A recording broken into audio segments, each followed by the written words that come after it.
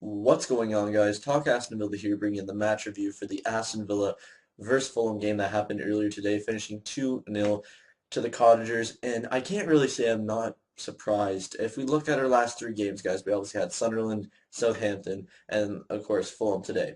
When I looked at that, thought of that, okay, so or Sunderland for me was a guaranteed point or 3 points. We got a point out of that, so I was a little bit disappointed about the result, but somewhat happy. And then we went to Southampton. For me, I didn't expect us to get anything out of that game. 23% possession, and we came out with a 3-2 win. There's 4 points in the last two games. Today, for me, I thought we could at least get a point, and I was wrong. And I kind of figured this happens to every club, every Premier League club throughout the season. They get a disappointing loss, and I think today was one of those disappointing performances. And just Fulham, for me, are not a relegation bound side. I think they'll get out of it. I think they're more of a closer to mid-table club side. I think their new manager that took over from Yule is going to do fantastic things, and it's going to be a little bit of a revolution for the next month or two, and you'll see them probably climb up the table a little bit. And just today for me was two things: terrible refereeing on both sides, not being biased towards Villa, just crap refereeing, and this back three, actually there's three things, back three, and just nobody knew what they were doing. So clueless. Let's start with the back three. Why is Lambert playing a back three? I don't know. Leave in the comments why, because I don't literally understand why this is still happening. Why is it back three?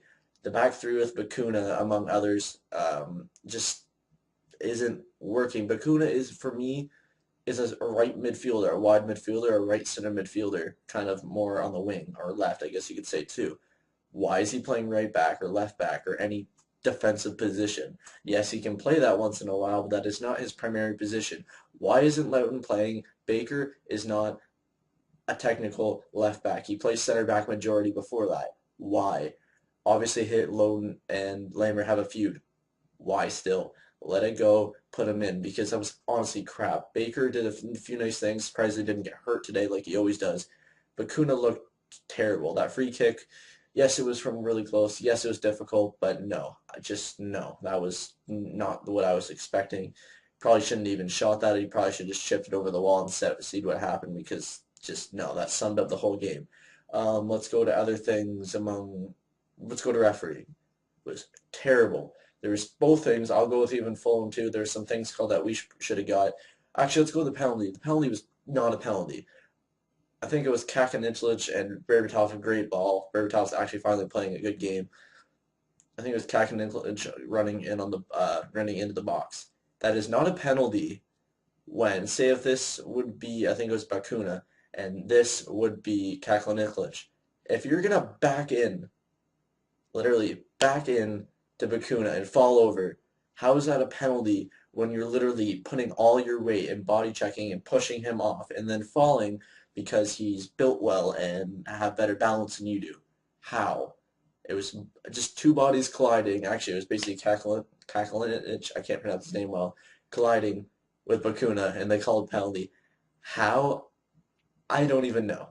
In my opinion, that's bull crap, and I don't know where the referee was. Is he high? Is he what? I don't know. Let's go to a few other things.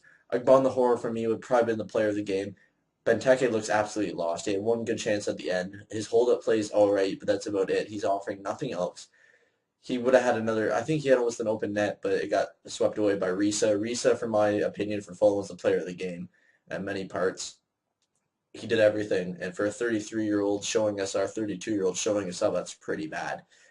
Midfielders look dreadful. We literally, I know we don't play with much possession, and that's obvious, but our counterattacking was dreadful. Basically, every time we went up the field, Fulham counterattacked our counterattack. It was just, oh my God, I don't know what to say. Anyways, guys, leave it in the comments. What were your thoughts? I don't want to rant too much, but oh, I just had to get that out. It feels much better. Who is your player of the game? Who is your worst player of the game? Obviously, worst player for me, oh, I don't even know where to start. I'd say the majority of the team. I'd say Lambert for his tactics, because that three at the back was dreadful. Anyways, leave me your comments, like and subscribe. Share this around with your friends, your family, your aunts, your uncles, your brothers, your sisters, whatever. And peace out. Ta-da.